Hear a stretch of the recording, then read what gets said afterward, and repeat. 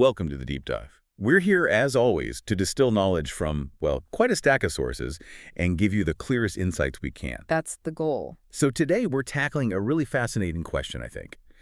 What does it actually take for a groundbreaking movement, or maybe a powerful idea, not just to start, but to, truly take root, to flourish and endure long after its founder is gone?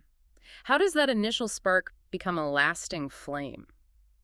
That's a crucial question, isn't it, for really any lasting endeavor? It really is.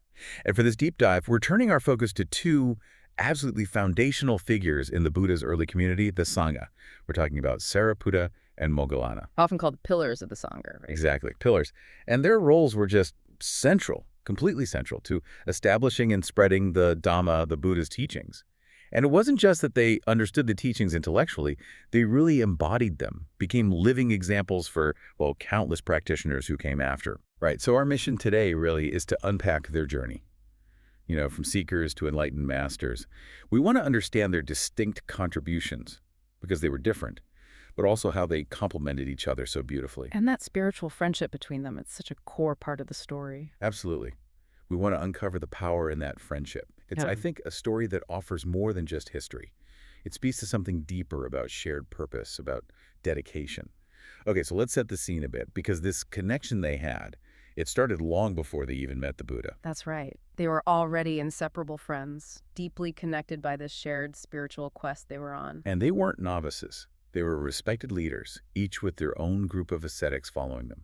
People who dedicated their lives to intense spiritual seeking. But despite all that effort, all the wisdom they'd gathered, there was this feeling, this dissatisfaction, a restlessness. Yeah, like something was missing. Oh.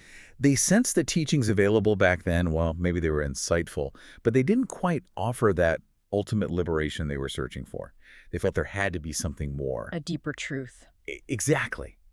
And this is where their bond gets really unique, I think. They made a pact, a sacred pact, a solemn promise.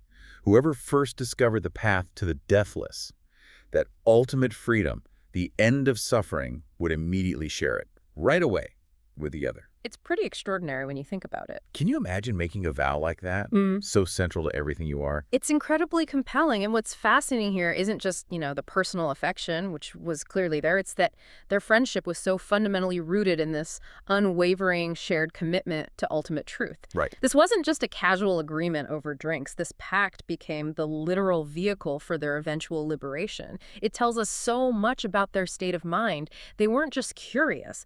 They were profoundly ready and seeking. Primed for it. Perfectly primed for the insights of the Dhamma when that moment finally arrived. That kind of shared dedication, it can just amplify everything on a spiritual quest. It really speaks to a rare level of spiritual maturity, doesn't it? Definitely. And that shared quest, that readiness, it eventually led to this pivotal moment, a moment that changed absolutely everything. The encounter. Yes. Sariputta, one day, he's walking through Rajagaha, bustling city, ancient India, lots of crowds, noise. And amidst all that, he spots this monk. And this monk just radiates calm and almost otherworldly serenity, moving with this deep, unshakable peacefulness. It just stood out immediately. And this was Assaji. Assaji, one of the Buddha's very first 5 disciples. And the visual impact on Sariputta was immediate, powerful. He was completely captivated. Drawn in by that presence. Understandably, his curiosity was just, well, through the roof. So he respectfully approaches Assaji, asks him, who's your teacher? What are these teachings you follow? And Assaji's response is so humble. Right. He basically says, look, I'm pretty new here myself. I can only give you a very brief summary. No big claims, just the essence. And that brief summary, that essence, contained what has become one of the most famous, most impactful verses in all of Buddhist scripture. Assaji said these simple but revolutionary words. Of those things that arise from a cause, the Tathagata has told the cause, and also their cessation. And Tathagata, we should just clarify for listeners, that's a title for the Buddha. It means something like the one who has thus come or thus gone, signifies his enlightened state. Exactly. So just imagine hearing those words. Things arise from a cause, the Buddha taught the cause, and also their cessation. The core of dependent origination right there. And upon hearing just that single verse, Sariputta's mind, which was already so sharp, so honed by years of seeking and inquiry, it just clicked. He immediately grasped the very essence of the Dhamma. Not just intellectually. No, not just an idea, a deep, transformative, experiential realization. Right there, in that moment, he attained the first stage of enlightenment, became a stream enterer. Irrevocably on the path. Yes, entered the stream leading to full liberation. It's genuinely astonishing how such a short phrase, such a concise bit of truth, could unlock such a profound shift. But only, perhaps, for someone so prepared. It really is a testament to that power of a primed consciousness, isn't it? For a mind that's been diligently seeking, earnestly searching, sometimes just a few fundamental words are the catalyst. The key turning in the lock. Precisely. It shows that profound transformation isn't always about volume, about quantity of information. It's about the fundamental truth and how it resonates with a mind that's ready. That immediate awakening tells you so much about Sariputta's development before that moment. And true to his word, true to that sacred promise. He didn't hesitate. Not for a second. No pause for self-congratulation. Yeah. Just immediate fulfillment of the pact. He went straight to Moggallana, shared this monumental discovery, this realization he'd just had. The moment they'd both been waiting for. A testament to their trust, their shared purpose. And the effect on Moggallana. Just as immediate. Just as significant. Hearing the verse from his closest friend. He got it too. Instantly. Attained that same first stage of enlightenment. Stream entry. This shared breakthrough, this simultaneous insight, you have to imagine, it deepened their bond even more. Incredible. So with this new understanding, this absolute conviction, the two friends, along with their, 250 disciples? Yeah, their whole following. They all went together to meet the Buddha. It was essentially a mass conversion, all driven by the profound truth they'd both recognized so readily. What a scene that must have been. Yep. And apparently when the Buddha saw them coming, He knew. recognized their immense potential, sensed their spiritual maturity, and he famously proclaimed, right then and there, that these two, Sariputta and Moggallana, would become his two chief disciples. A prophecy that came true very quickly. Undeniably.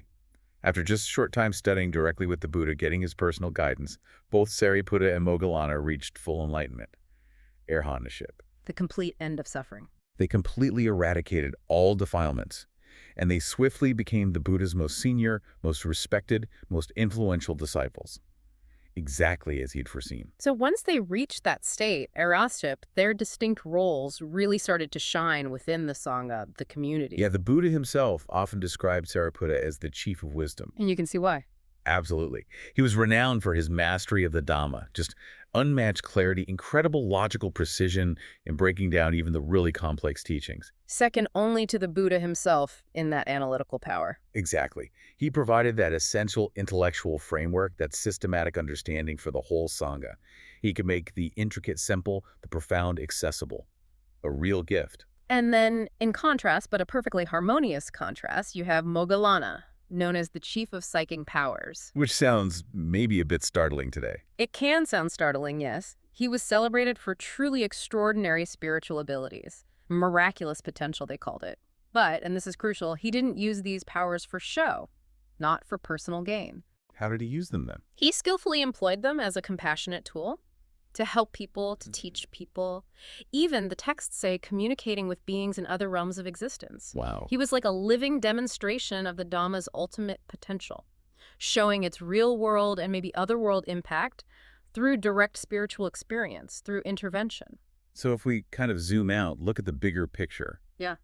You see this remarkable balance they created together. Absolutely. Sariputta's deep wisdom gave that intellectual grounding, that clarity, made the Dhamma make sense, logically, for those who approach it through reason. The foundation. Right.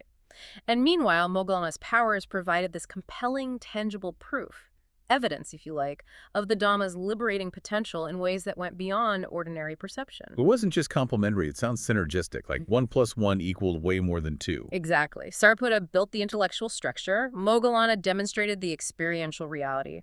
That duality was absolutely essential for the strength, the growth, the stability of the Buddha's teachings. They needed both. So, thinking about their incredible journey, what does this all mean for you listening right now? I think the story of Sariputta and Moggallana is just such a powerful reminder that the path to deep understanding, or maybe any kind of significant liberation, personal or collective, it's so often a shared journey. It really is. It's made possible by that unwavering support, the diverse wisdom, the shared commitment you find with true spiritual friends, or maybe just true allies in whatever you're trying to achieve.